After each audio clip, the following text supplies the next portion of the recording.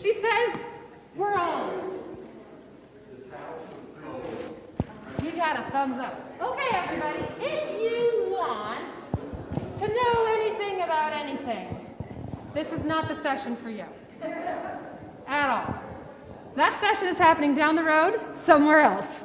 But this session, we're going to talk a little bit about the Horizon Group, what the Horizon Group is. Oh, yeah, okay. John says he can't hear me if I cover up my face. What a shocker. Hey, how about that? Yeah? Thanks, guys. Okay, this session, we're going to talk about a little bit about the Horizon Group. Our last session was not live streamed, and we heard from a few folks who can't worship in person who wanted to know online if we would be able to share that information. So this session is not official. It will get you no points for being here, but you will learn things that will be useful at the annual meeting. In case you are online and you don't know what is happening to you, I'm Pastor Jana Myers. This is our past president, Mike McGowan, and we were both very much present for the last year at the Horizon meetings. Yes. We did go to those, and we have information. So what I think we will do for this session is very quickly, because I think most folks who are here either went to Horizon Group or know something about it, so you guys may already feel pretty conversant, but our online folks may have a few more questions. So we'll share briefly what was the Horizon Group. We will share what their 3 goals were/are, and then we'll answer any questions that you guys might have, as well as give you an update on the blood drive. And we're going to go in that order because it makes the most logical sense to me. Do you want to talk about what Horizon Group is, or would you like me to talk about what Horizon Group was? I should probably do that. I should do that. We'll let you talk. I invented it. I shall talk about it.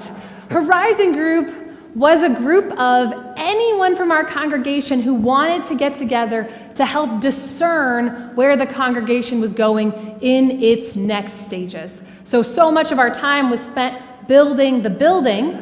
I wanted us to think about where we go next.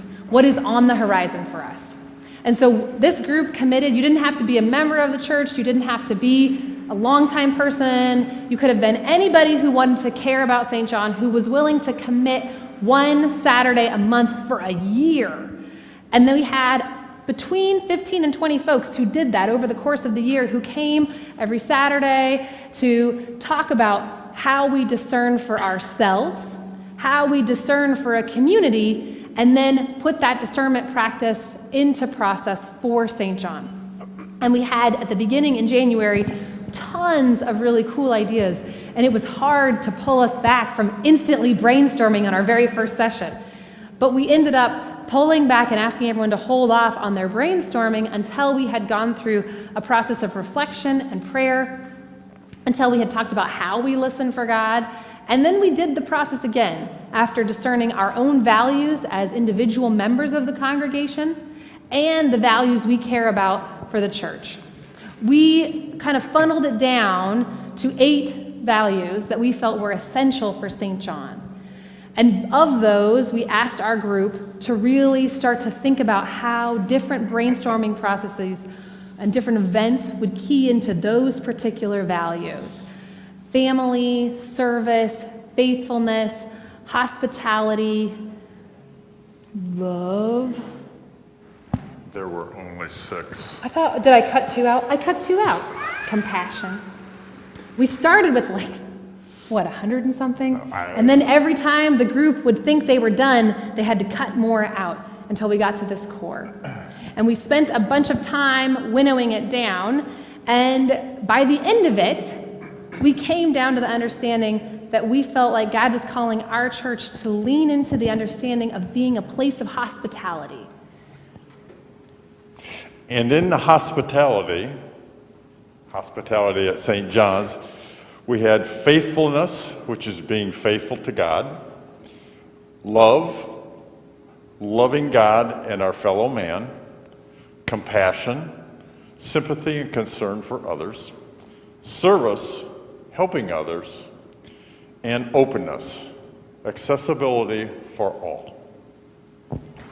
we were trying to help us figure out what were the most core, the parts of St. John that are at our core. And by doing that, we then took those different ideas and had people brainstorm around them. And we decided that hospitality really is the core of what we want. It would serve all of these different ways for us to help our community, help ourselves, but also is where we feel like we are called to go from a biblical imperative, that we are meant to offer shelter for people on travel, not just on a physical journey, but a spiritual journey. But not just a spiritual journey, also in this physical world. And how could our church be a refuge or a shelter or offer abundant life through the work that we do, through the ministry we offer, and through the people that we are? So through that, we came up with 3 sort of time frames for goals that we would like to work towards in terms of becoming a more hospitable community. That sounds like we're not hospitable. For showing more hospitality. So these are not goals that we have to achieve. In fact, that's the whole point of these sessions, is that the goals are things that we hope the congregation will adopt at the annual meeting. And that's why these sessions are happening before the annual meeting. And in fact, we kind of will urge you and beg you and plead with you to adopt these goals if that is the will of the congregation. We really feel like we have discerned a really good understanding of where God is calling us to go. But it is up to us as a church to make this our reality. So our short-term goal was something that we could do right away, and in fact, without congregational approval, we did it anyway, because we're awesome. It was to host a blood drive. That happened yesterday. The goal that the blood bank set us for SETI asked us to try to reach was 20 people. But I noticed that on the back end, when you go into your scheduling as your blood drive coordinator, they were really hoping for like maybe only 15 would have been a good thing for us to achieve. We asked the congregation to please help us, and we were able to get not just 15, not just 20, not 21, but 29 donors who signed up, which is awesome. 27 of those came yesterday and gave blood. And here's the best part. 10 of them had nothing to do with this church. 10 of those people were interested, heard about it from a flyer, a poster, communication from Versetti, or from this church, or from you, or a friend. But 10 people, almost, a third of the group that came, maybe more, I'm bad at math, came and offered a gift of life that did so not because they come to worship here and I begged you to do it, but because it was a gift that they could give. That is the goal of these events. That's the goal of what we're trying to do, is to make our church a space where the community can come and rely on us to support them and help them in their projects, as well as helping them find abundant life in the things that they do. It feels particularly exciting to have this meeting right after that event. Since we did so great, hopefully we'll be able to schedule more of those, maybe every 8 to 10 weeks throughout the year. That was our short-term goal. Our mid-range goal was to have 3 reoccurring community events on our calendar. Right now, and partly because of COVID, our calendar pretty much has our things on it. And that's okay. This is not to make us feel bad and say, we don't have any community events. We have been a church on a journey, both quite literally moving locations, building new structures, but also discerning who we are and how we want to be in the world, and trying to survive a global pandemic. And in the midst of those 3 changing realities, our calendar has become pretty inwardly focused as a way that we try to keep ourselves afloat. But we're floating just fine. We have our new building, we have our new space, and we have a way between the MAC, the parking lot, and the new building to host an event no matter rain, shine, COVID, no COVID. And so the hope is that the calendar will soon reflect that sense of community engagement, and that we're hoping around Easter or Eastertide, before Pentecost, there will be 3 reoccurring community events that are on our calendar that are not our dinners or lunches or festivals or parties, but are things that our community needs from us. We left it intentionally vague so that if the congregation is able to think of their ideas, or there are people that come to us or different things, but it's this goal not just of 3 events, but 3 reoccurring community events, things that will continue to happen. And our long-range goal, now John, I don't know, you spoke about this last time. I don't know if you want to share about it today. Do you feel good? John feels good. Our long-range goal, which is something we're hoping to achieve in 12 to 18 months, is twofold. And it was really about offering hospitality within our congregation to each other and to our neighbors, not in terms of space usage or building use, but in terms of the hospitality of the heart. Would be that we would undergo the process, not requiring the outcome, but beginning the process of having a conversation about becoming an open and affirming congregation.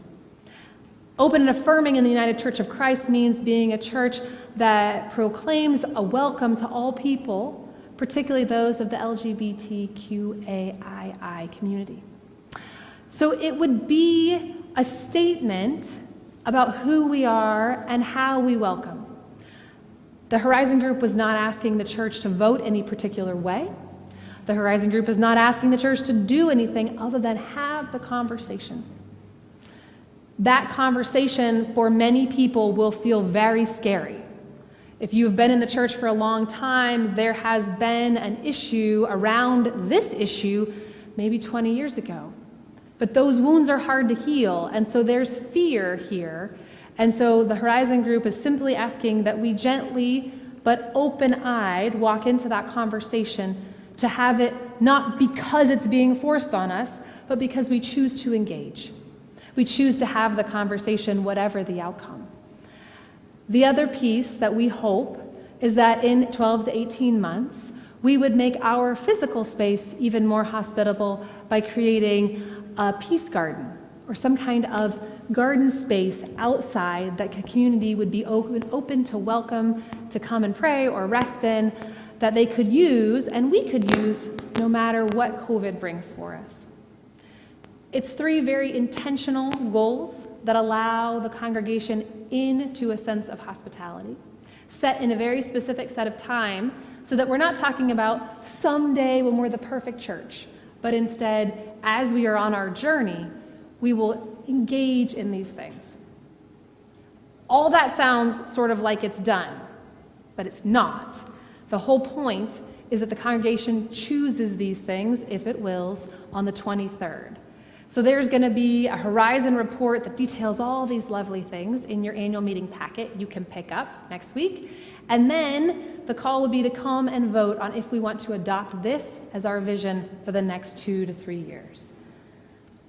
Now is the time where you all, if you have them, get to ask questions. And we have the tablet on, so if you're online and you have a question and want to ask, type it in, and I'll even make sure that we can read it. But if you're in person, do you have any questions?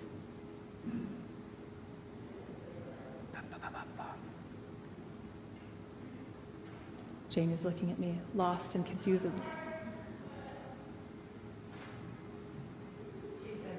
Oh, no, I don't need anything, babe. You're good. The newly installed president of the congregation is possibly haranguing the sound person. We may need a disciplinary action already.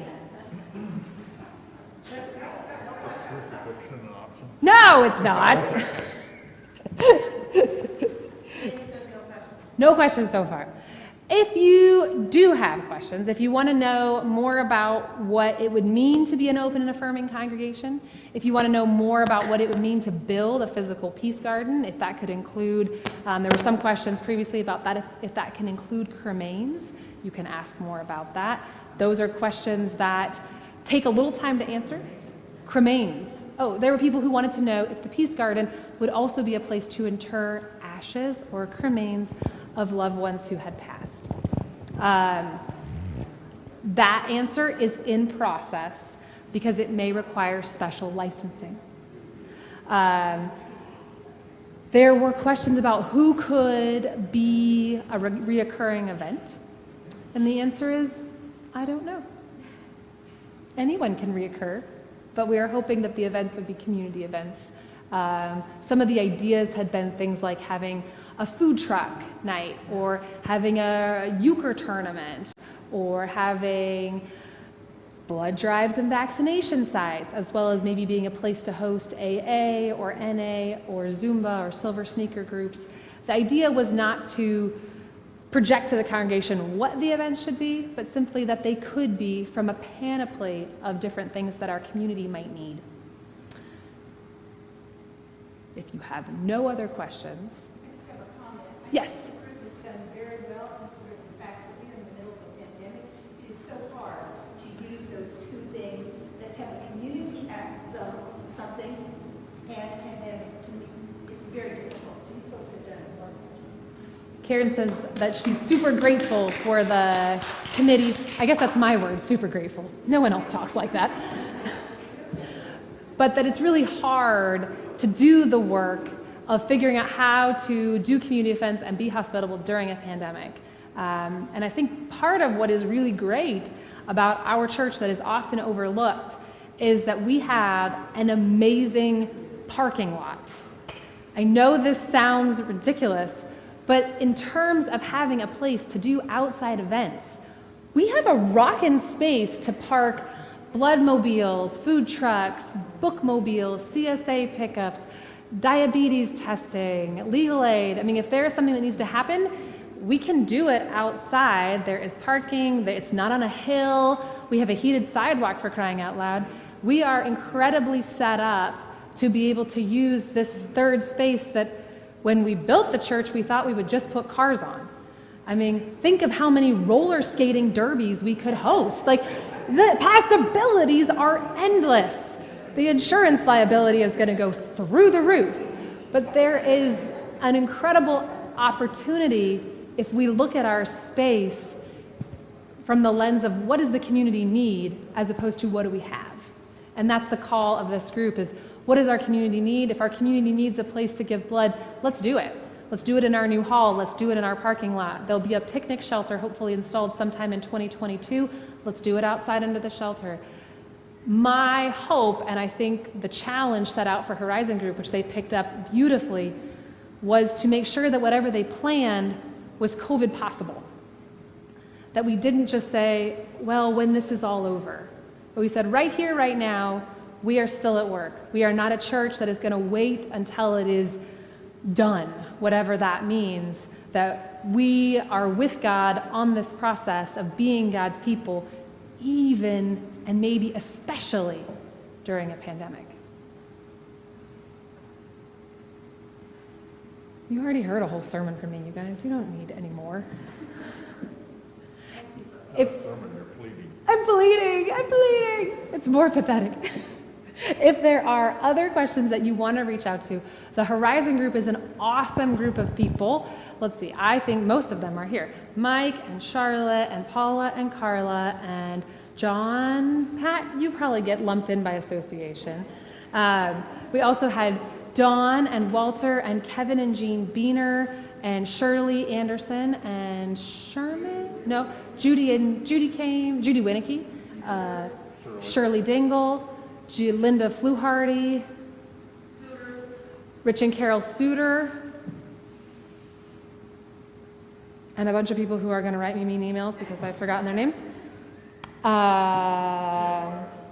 Jana Myers, she often gets forgotten.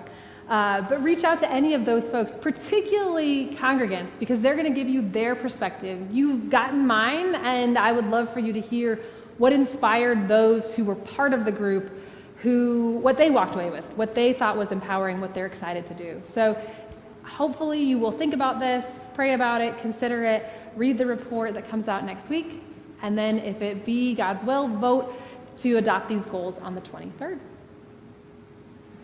Signing off. Bye, everybody.